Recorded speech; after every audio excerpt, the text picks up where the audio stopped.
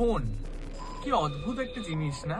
আজকে দিনে দাঁড়িয়ে এই যে হাতে স্মার্টফোনটা আছে বা এই যে রিলটাও শুট করছি সেটাও কিন্তু ফোনেই শুট করছি এবং আপনারা দেখছেনও কিন্তু ফোনে।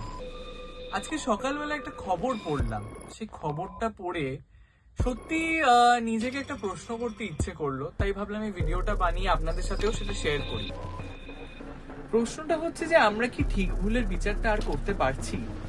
আজকে সকালবেলা যে খবরটা পড়লাম যে একজন বাবা, রাজস্থানের ঘটনা এটা, তার মেয়েকে একটি ব্রিজের রেলিং টপকে বাইরে একটি লোহার রডের ওপর বসিয়ে দিয়েছেন এবং সেটা এমন একটা জায়গা যে নিচে বর্ষাকালে নদী, জল অফুরন্ত সেখানে।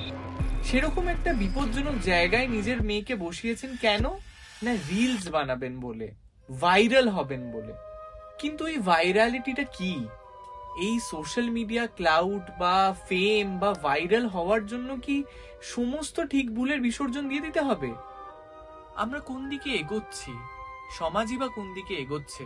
বাবা মা তো আমাদের কাছে খুব সেফ একটা জায়গা, সেখানে একজন বাবা তার নিজের মেয়েকে শুধুমাত্র রিলস বানানোর জন্য এরকম এক বিপজ্জনক জায়গায় পাঠিয়ে দিচ্ছে।